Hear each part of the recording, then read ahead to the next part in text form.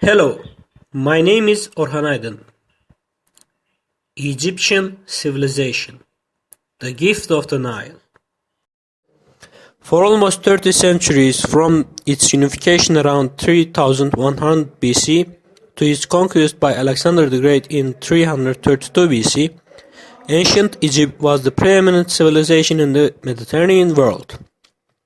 From the great pyramids of the Old Kingdom through the military conquests of the New Kingdom, Egypt's majesty has long entranced archaeologists and historians and created a vibrant field of study all its own, Egyptology. The main sources of information about ancient Egypt are the many monuments, objects and artifacts that have been recovered from archaeological sites, covered with hieroglyphs that have only recently been deciphered. Geography. The Nile River, the longest river in the world, 6,650 kilometers, flows north from the heart of Africa to the Mediterranean Sea. Its floodplain was a magnet for life, human, plant and animal.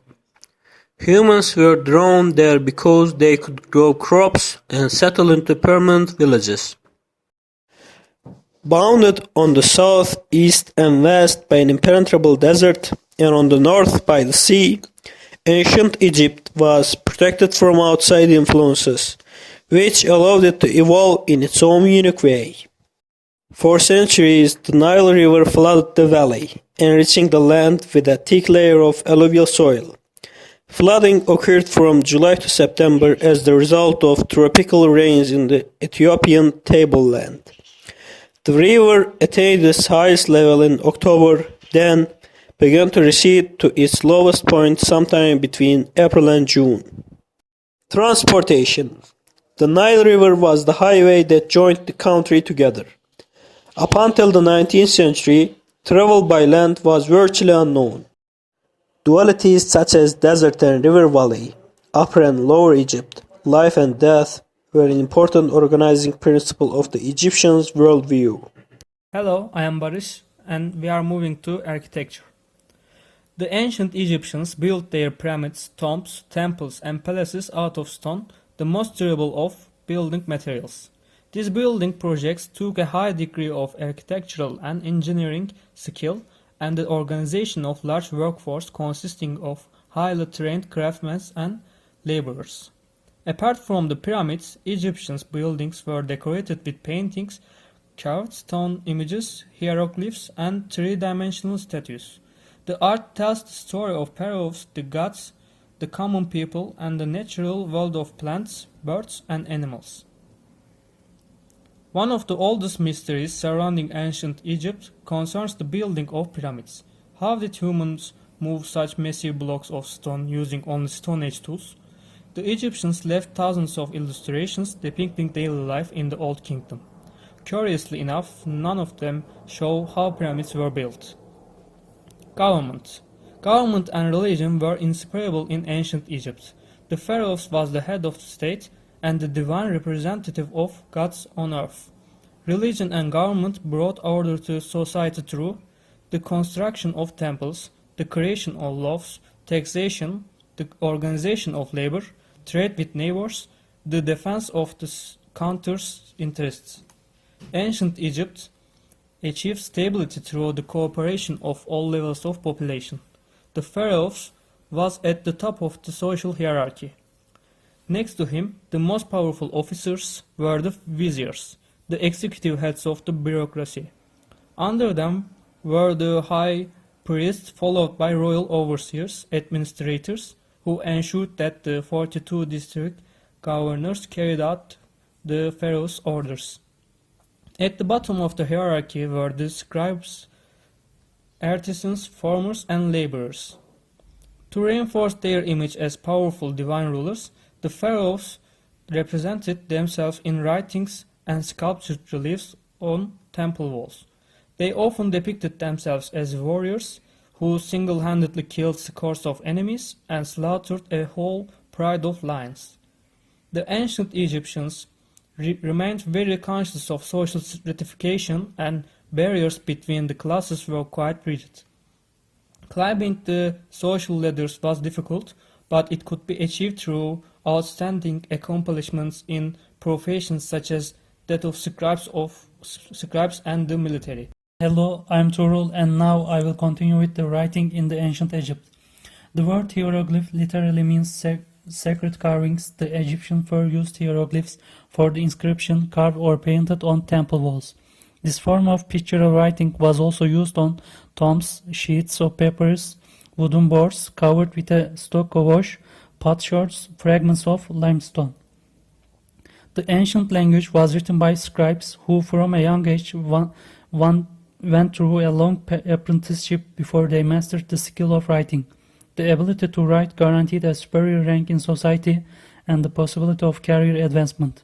Climbing the social ladder was difficult, but it could be achieved through outstanding accomplishment in professions such as that of the scribes and the military. To make the paper-like writing material, the exterior of the papyrus stem was discarded and the interior was cut into thin strips. The strips were soaked in water and beaten to break down and flatten to fibers. They were then layered crosswise and lengthwise to produce a sheet, which was beaten again to mash the strips together. Weights were placed on the sheets while they dried. Once dried, the sheets were rolled up and stored until needed. Religion. Religion is the glue that binds local communities together and transforms them into nations. It creates common understanding and shared values that are essential to the growth of a civilization. Like all religions, that of ancient Egypt was complex. It evolved over the centuries from one that emphasized local deities into a national religion with a smaller number of principal deities. Some theologians think that Egypt was moving towards a monotheistic faith in a single creator symbolized by the sun god. There was no single belief system, but the Egyptians shared a common understanding about the creation of the world and the possibility of reverting to chaos if the destructive forces of the universe were unleashed. The ancient Egyptians believed in the resurrection of the body and life everlasting. This belief was rooted in what they observed each day. The sun fell into the western horizon each evening and was reborn the next morning in the east. New life sprout from grains planted in the earth, and the moon waxed and waned. As long as order was maintained, everything was highly dependable and life after death could be achieved. But there were certain conditions. For example, the body had to be preserved through mummification and given a properly furnished tomb with everything needed for life in the afterworld. Daily life. The flooding of the Nile rendered the narrow strip of land on either side of the river extremely fertile.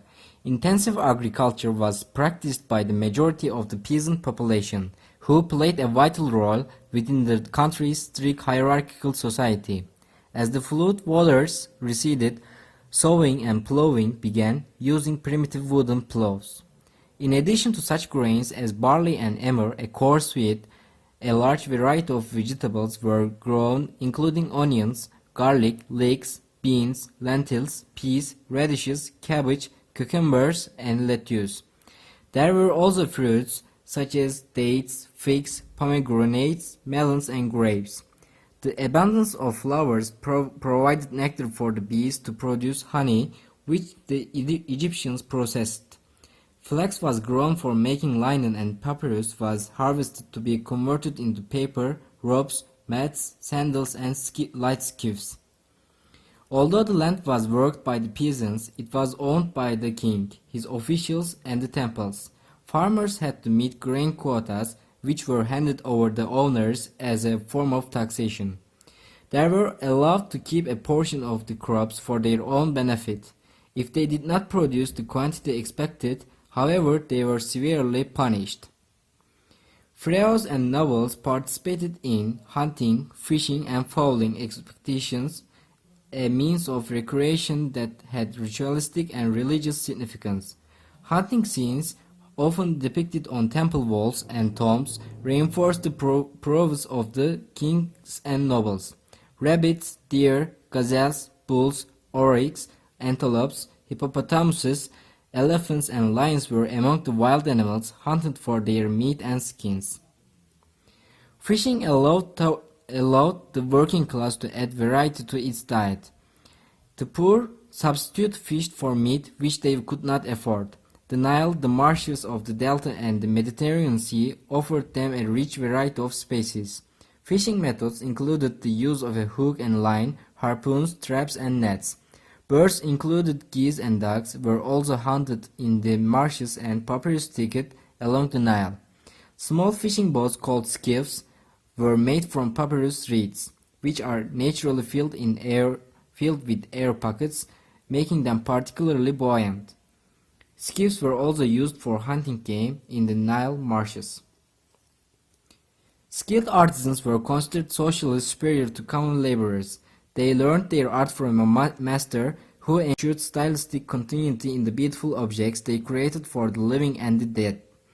Skilled carpenters manufactured a wide range of products, from roofing beams to furniture and statues. Their tools included saws, axes, chisels, adzes, wooden mallets, stone polishers, and bow drills.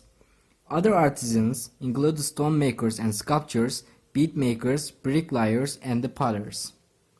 Thank you for listening us. These are our references.